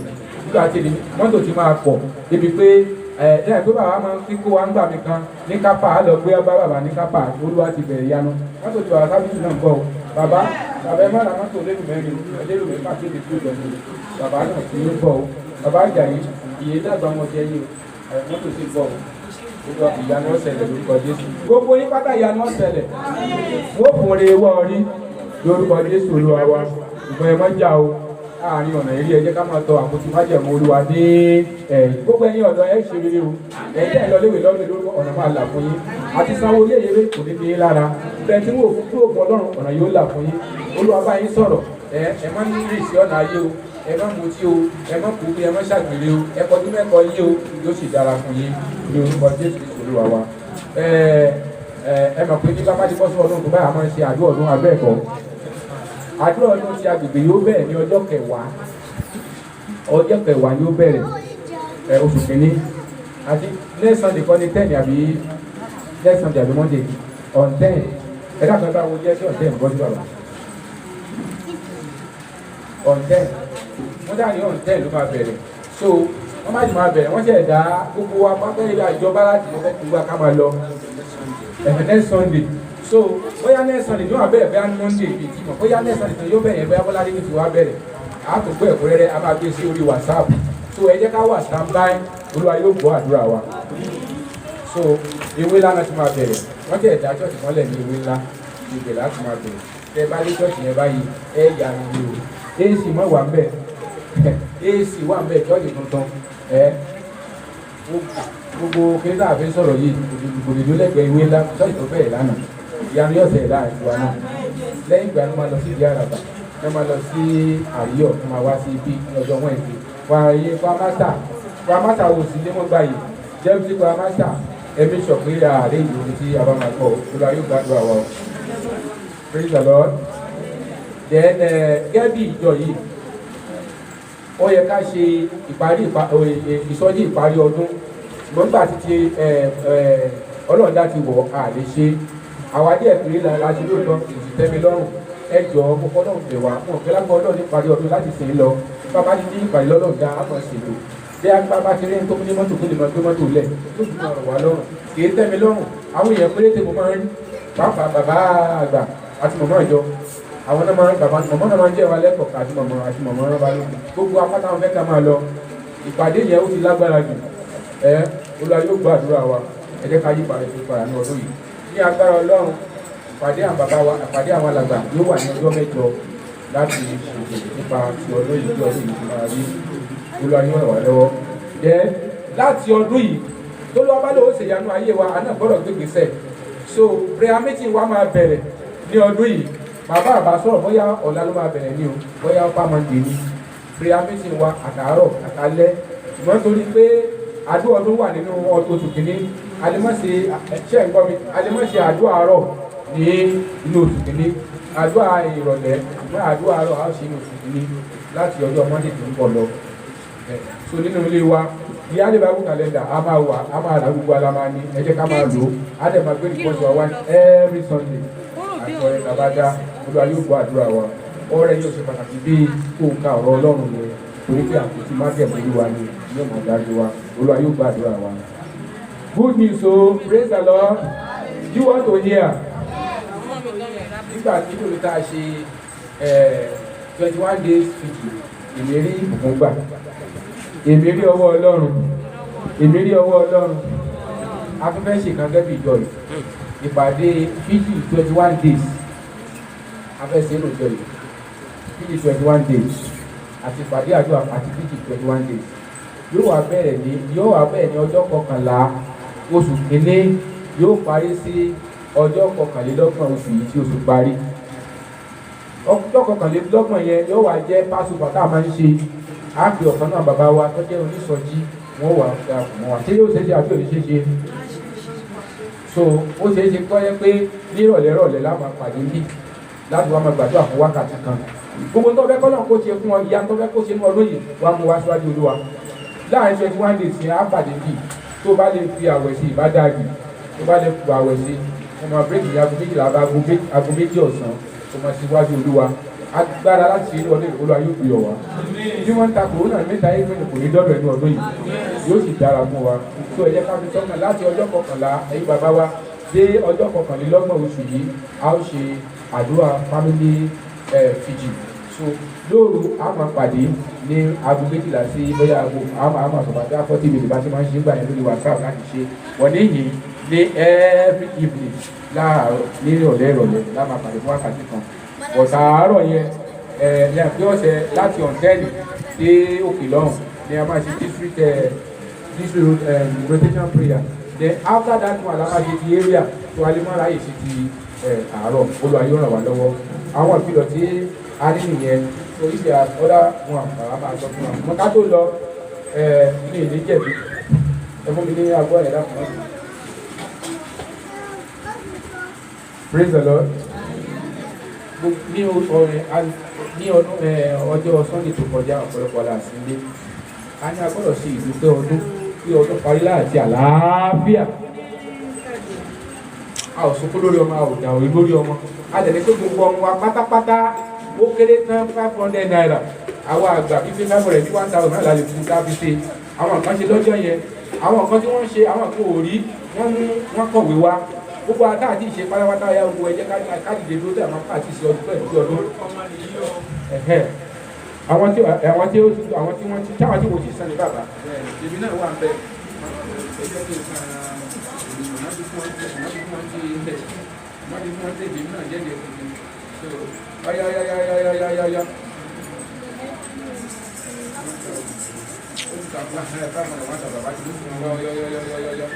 awulẹ̀ kọlùkọ tó bá ti mú wá gba gírí lọ mi èmi àti ìyàwó mi lè láwọn ọmọ mi kò tí ì máa fún wa ẹgbẹ́ ìrẹsì ọ̀yá gbogbo wa pátápátá káàkiri fi sí tó bá yàn kó òun tí ẹ wá àwọn tá a ti kọ́ báwọn sọ́kọ́ kí àwọn èèyàn ti fi sí ọ̀yà lágbàdo àti ìlú wà àwọn tá a ṣe ìwọ tó òun tí ẹ wá kó òun pé kò 500 lọ́wọ́ rẹ ọ̀wé kó wá sọ síbi sí óyá tọ́mọ ẹ̀kọ́ kan gbọ́dọ̀ wà ń bẹ́ o wọ́n bá ní ká máa dá wọn ta òṣèlú tí mo jẹ lọ́wọ́ ọmọ ẹbí báwọn méjì yìí ìjẹ́ tí wọ́n gbà mí kọ́lọ̀ wọn bá mi tó àgbẹ̀ náà máa dá tó pọ̀ jù bẹ́ẹ̀ ọmọ ẹ̀kọ́ kan gbọ́dọ̀ wà ń bẹ́ kì í sọ̀rọ̀ 200 óyá ẹ mọ̀ wé táyì àwọn ẹni tí ó fi ké dákun. gbogbo wa láti wọ́n lọ́wọ́ bẹ̀ gbogbo wa láti lọ́wọ́ bẹ̀ àwọn tá a ti ṣe ó yáyá láti lọ́wọ́ bẹ̀ òkè ọ̀rẹ́ ẹ jẹ́ ká ti ṣe dúró.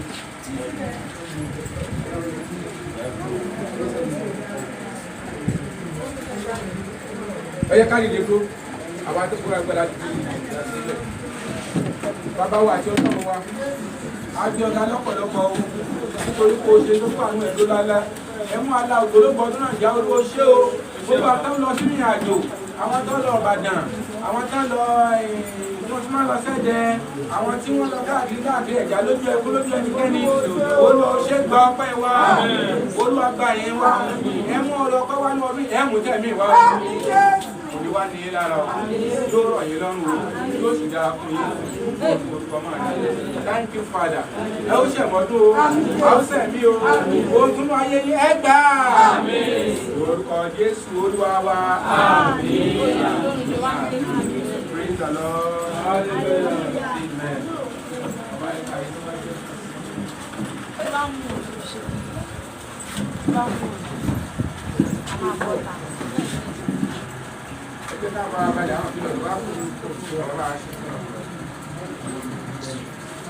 Praise the Lord.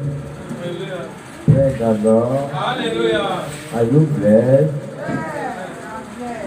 The blessing will be permanent unto you in the name of Jesus.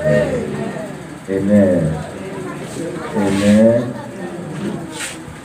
Adúpẹ́ lọ́wọ́ ọdún wa tí wọ́n wà ná ọdún 2020 ìjà náírà àlàáfíà ìgbóni forúkọ rẹ̀ fún àtúntà rígbà tí wọ́n náà rígbà gbogbo alápapọ̀ àtàwọn tí ò ṣe ẹ̀sìn nígbà rẹ̀ àwọn àtúntò wa ni wọ́n bá ṣe wù á sí àwọn ìṣiṣẹ́ fún wa a ó dìde dúró a ó fi àlejò mẹ́ta láti fi dúpẹ́ lọ́wọ́ Ọlọ́run níwọ̀n àtàlẹ́ àti níwọ̀n àyà níwọ̀n bíbá ìwà lówùúrọ̀ yìí àlejò mẹ́ta o. Hallelujah. Hallelujah. Hallelujah.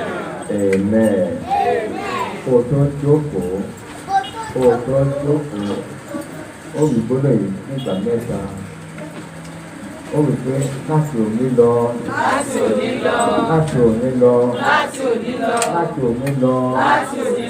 Àti èmi àti ẹbí mi. Àti èmi àti ìjọ mi. Ìnira kó jìnnà sí wa. Apálí àṣẹ ni. Ìnira kó jìnnà sí wa. Ìnira kó jìnnà sí wa. Ìnira kó jìnnà sí wa. Bẹ́ẹ̀ ni yóò sì rí. Lórúkọ Jésù Olúwa wa. Amen. Ẹ jẹ́ kí a gbó.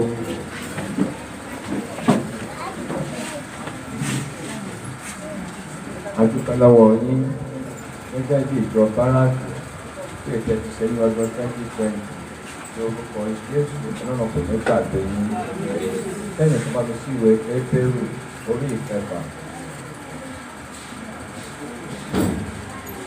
Hébérù orí ìkẹfà.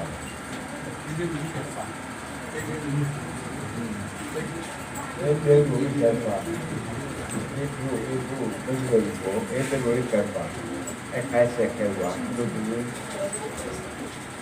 Nítorí Ọlọ́run kì í ṣe aláìṣòdodo tí yóò fi gbàgbé iṣẹ́ yín àti ìfẹ́ tí ẹ̀yin fi hàn sí orúkọ rẹ̀ nípa iṣẹ́ ìránṣẹ́ tí ẹ ti ṣe fún àwọn ènìyàn mímọ́ jẹ́sìsì. Nítorí Ọlọ́run kì í ṣe aláìṣòdodo tí yóò fi gbàgbé iṣẹ́ yín àti ìfẹ́ tí ẹ̀yin fi hàn sí orúkọ rẹ̀ nípa iṣẹ́ ìránṣẹ́ tí ẹ ti ṣe fún àwọn ènìyàn mímọ́ jẹ́sìsì. Amen. Amen. Ọlọ́run kì í ṣe aláìṣòdodo.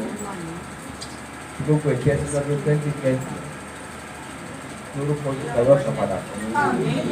Ẹ̀rọ sọ̀padà fún yín. Nípa ìnáwó yín, nípa ìnáwó ara wa nínú ìjọ yìí, ẹ̀rọ sọ̀padà fún yín. Ojú òní tì yín. Wọ́n bá ń sọ fún yín pé ọmọdé kẹ́ni o, a máa rẹ̀wẹ̀sì. Ẹ o, a máa sì wá àti máa ṣe lọ. Iṣẹ́ ìránṣẹ́ wa nípa ìdáwó ìdámẹ́wàá owó ọrẹ owó káàdì wa trading card ọ̀yọ́ ràn wá lọ́wọ́. Àtúbẹ̀rẹ̀ ní ọdún ènìyàn o. Àtúbẹ̀rẹ̀ ní ọdún yìí. Ẹ bá mi ka Kọ́ríńtì kejì. Kọ́ríńtì kejì orí kejìlá bákan náà ti wá Kọ́ríńtì kejì orí kejìlá ètò ìṣẹ́lẹ̀ tó kọjá ọlọ́run ní gbàgbé rẹ yóò san padà pẹ́ ní rere àtúnbẹ̀rẹ̀ ní ọdún ní o Kọ́ríńtì kejì orí kejìlá ṣàtúnṣe ọ̀nà bàbá bá ní kẹsẹ̀ kẹẹ̀ẹ́dógún kí ló wí the first line yẹn lẹ́sẹ̀ kẹẹ̀ẹ́dógún yẹn. èmi ó sì fi ayọ̀ náwó èmi ó sì ná ara mi fún ọmọ yín ní tòótọ́. the first line náà ní ọ̀fẹ́ that first sentence yẹn ìlú sì máa ń gbé yóò. èmi ó sì fi ayọ̀ náwó. ẹ̀ ń gbẹdúró wọ́n gbàdúrà Olúwa nínú ọdún yìí mo ti bẹ̀rẹ̀ lọ́kàn láti lọ ṣiṣẹ́ kéèké máa ta ayọ̀ ní owó náà jẹ́ kí máa ta ayọ̀ ná owó mọ̀jẹ̀ pé náwó bàmíjẹ́ mọ̀jẹ̀ pé bàmíjẹ́ ná owó nígbà tí wọ́n fi owó rọ̀ nínú ìjọ pé 1,000 10,000 tó sì ní 500 lọ́wọ́ kó o fẹ́ ayọ̀ ná owó.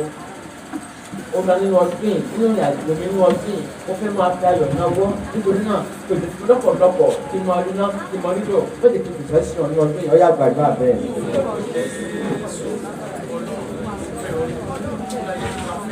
Bàbá nínú ọdún yìí wàá ràn mí lọ́wọ́ wàá ràn mí lọ́wọ́ mo fẹ́ máa rówó náà kí n máa rówó lò kí n máa fi ayọ̀ ẹ̀mí mímọ́ wà lù nínú ọdún yìí wàá ràn mí lọ́wọ́ bẹ́ẹ̀ wọ́n ti ṣe fún mi láti fojú ọtí ìwọ́n yẹn wọ́n sì máa jọ ní orúkọ Jésù Kristi Olúwa wa ẹ jẹ́ kí a jókòó praise the Lord praise the Lord bàbá wa káyọ̀tọ̀ wa ó sọ̀rọ̀ kan nípa mi lówùúrọ̀ nípa ìdílé mi ìbò nípa orúkọ Olúwa mọ́tò tẹ́rí yẹn àfihàn ń sìn ó fi nǹkan bí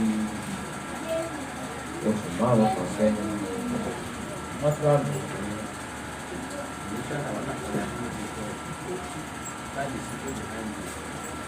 ara kọ́kọ́ sílẹ̀ láti ṣe transport àríyànjú rẹ̀ láti ṣe láti lè náà ó wá sí náà wípé ẹgbẹ́ mi ló jáyà rẹ̀ àríyànjú rẹ̀ pé ẹgbẹ́ mi ló jáyà rẹ̀ ẹ̀dá ara tó kúrò sí kan lọ́pọ̀ mi ìṣáájú alẹ́ yìí náà àmà wọ́n mi bàbá tí wọ́n ti lọ ní ẹgbẹ́ máa dé nínú ọgbà. By taking it here this morning is to want to value that is the same. But the communication by the special grace of God, a new car, God will find it from it in the name of God. Ọlọ́run wọ́n sọ ohun tuntun, àlùkò eléyìí, èyí sọ ohun tuntun, ní orúkọ Jésù bí lọ́lọ́yọ̀ sẹ́nu ayé wa. Nínú ọdún yìí, if you believe from God, don't doubt from God. Ó lówó sòun titun yóò sì ṣe lọ́dún yìí yóò ṣe lọ́dún yìí yóò ṣe nípa ní áfíríkà kan ara káàkiri tún yóò sòun ọ̀tún eléyìí kì í sòun ọ̀tún ẹ̀ka àgbọ̀ntàn kì í sòun ọ̀tún ní agbára jíde kristi nínú ọdún fún ẹ̀yẹ kọ̀ọ̀kan wa lọ yóò sòun ọ̀tún lọ yóò sòun ọ̀tún yóò sòun ńlá fún wa láti wà nípa lọ́wọ́ rẹ̀ lórúkọ Jésù sọ̀rọ̀ wa. Ẹ̀bẹ̀ jẹ́ ká sọ náà nínú ọdún yìí. Although at this one, there are many promises. Tàbígbà lórí òkè náà. Agbára àti ìjọ lóòótọ́ nígbà tó máa kàn tí ó jẹ oníkàlẹ́ kí ni o ajẹmímọ́. Jáde lókè. The conclusion yẹn o oníkàlẹ́ kí ni o ajẹmímọ́. Báyọ̀ náà wà lọ́wọ́. Náà gbogbo àwọn nǹkan láti jáde gbọ́ ìta gbọ́n lọ bẹ́ẹ̀ lórí òkè yẹn ó yàtọ̀ very powerful illustration. Very powerful ministry, very powerful prophecy. Ní agbára náà lóyún ìpanu ayé wa, yóò sì ní tiwa lórúkọ Jésù Olúwa wa. Náà nínú ọdún yìí, a fẹ́ bẹ̀rẹ̀ lọ́tún. Ta ni ò ní káàdì lọ́wọ́ nù wa? Ṣé àlè gbélé ń pa ẹ̀? Wọ́n tó kí ní káàdì lọ́wọ́. Tó kí ní káàdì àwọn ẹ̀sọ́ kìí wá wa. Kó ní ká yà káwọn ọmọ iléèwé tẹnu ní káàdì lọ́wọ́ tí ènìyàn bá ṣe fún wọn ṣe responsible woman náà ìyá mi ọ̀pọ̀ tí wọ́n bá ẹ sọ ní ìgbò mi gbọ́dọ̀ fẹ́ tó àjẹ́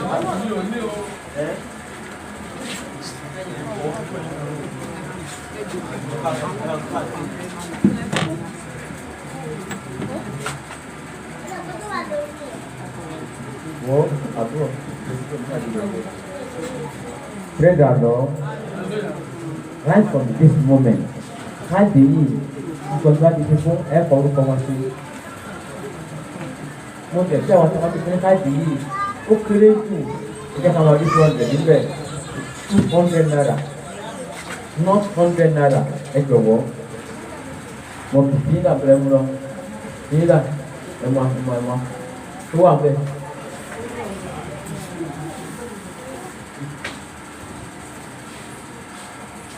Pray the Lord. Pray the Lord. Ó kéré jù 200 naira wọ́n wà nínú ẹ̀. Sábà bá gbọ́ nítorí pé afẹ́rajà ẹ̀fẹ̀ kọ́lé yìí ṣe lásán. Ìwé ìfúta kọ́lé ẹ̀wò tó tó ń gbẹgbà lọ́wọ́ yẹn owó nìyẹn owó. Pray the Lord. Pray the Lord.